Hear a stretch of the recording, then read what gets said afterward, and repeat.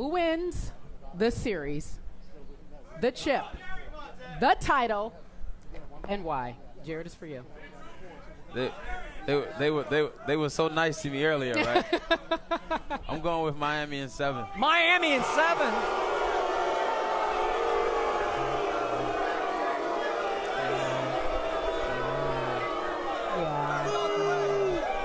Hey, everybody.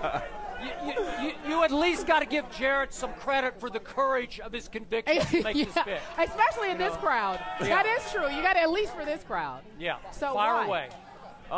Yes, sir. You know, I think last year, for whatever reason, you know, Bron had a couple games. I think it was game 2 and 3, where he just struggled to be himself. He did. And with that, they used Boris D out to guard him in the bulk of the series. And, you know, no knock against Boris, but I just think that'll be tough for him to duplicate, you know, throughout this series. By the way, LeBron shot 21% in the finals against Boris when Boris covered. Exactly. But, you know, as my guy Stephen A. Smith would say, I think that was a mere aberration. And, you know, if Kawhi can't stay in foul trouble, they're going to have a tough time matching up with him on the perimeter. But side note, you picked San Antonio last year, did you not? I did. I picked San Antonio last year in 6. I thought they were going to be able to pull it out. I was almost close to my prediction, but, you know, I came a bit short. Okay, so you talked about LeBron. What about his sidekick, so to speak? The guy I think is Batman. I think Dwayne Wade is the key to the series. You know, last year he had a tremendous game 4, and I think that was really the turning point in the series. You know, if D Wade can come back and be the D Wade of old, the one that we've known, the Hall of Fame player that he's going to be, I think it's going to be tough for San Antonio to deal with. Okay, what did I say the other day on the show about Dwayne Wade? You said he is dangerous. He is dangerous. He is a bad man. This is true. I fear Dwayne Wade. What did I say the other day? Yeah. I do not fear LeBron James. Good. I respect LeBron, but I don't fear him. I fear the guy you're talking about. Yeah. Later in the show, we're going to talk to the guy who fixes this guy. Right. Tim Dwayne Grohl. Wade, yeah. Okay? And we're talking about Dwayne Wade. Yeah. And if he is completely fixed, it's going to be tough for the Spurs. But now it's my turn. I have been saying all along that this San Antonio Spurs team has been driven from day 1 of training camp to avenge, to right the wrong that was Game 6 last year. So for months on end, I have predicted what I'm about to predict once again. And I'm going to drive it home with a new T-shirt that we have today. Uh-oh. I'm going Spurs in 6. What? Spurs in 6. Spurs in 6. Spurs in 6. Spurs in 6.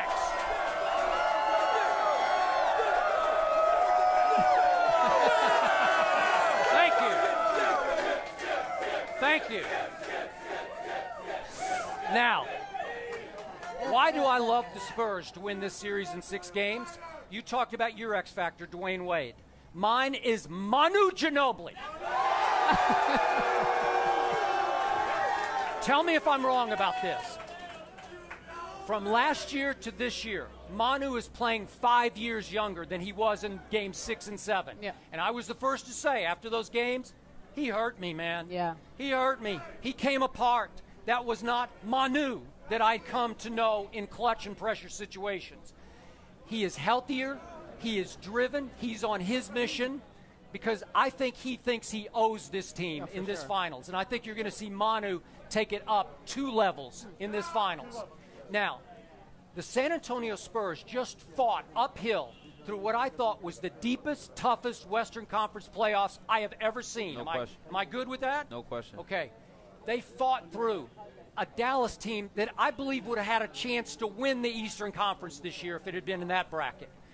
Then they had to fight through the whole litany of stories. Sure. But finally, the Portland Trailblazers were tough. And how many people at our All-Star game Everybody show? picked Everybody them to win picked the West. Portland. Yeah. 5 games. Yeah. And then the nemesis, Oklahoma City Thunder. Durant, Westbrook, and especially Serge Ibaka in games as he came back 3 and 4 had been a problem they could not solve. They solved that problem. They won a Game 6 that even I did not think they could win in Oklahoma City, which I thought was the signature win of any team in the playoffs this year. So now they are as battle-tested as they could ever be going into a finals with 5 days to rest up. While the Heat, to me, the playoffs are just starting for the Heat. They coasted through what I thought was as easy an Eastern Conference playoffs.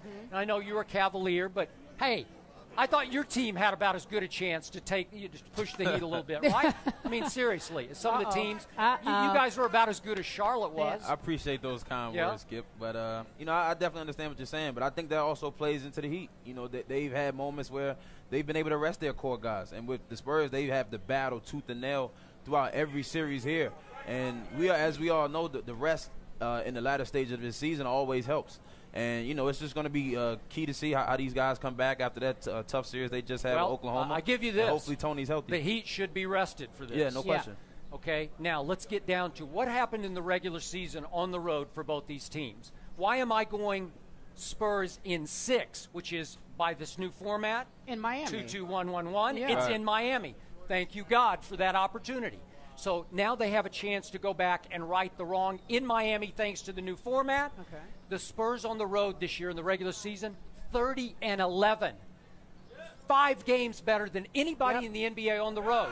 The Heat, the Miami Heat, 22-19. I don't think the Heat are nearly as good a road team as the Spurs are. Now, maybe if your prediction is right, they're going to have to probably win a game 2. Is that where you're going? Yeah. Okay. No I'm not sure the Heat can win a game 2 here. So, again, I definitely have the Spurs tonight, and I'm going to take them again in game 2, and then we'll see what happens from there. All right, gentlemen. So, listen. Spurs in 6. Thank you. Miami in 7. Yep. I'm saying Spurs in 7 because I think they want to do it at home.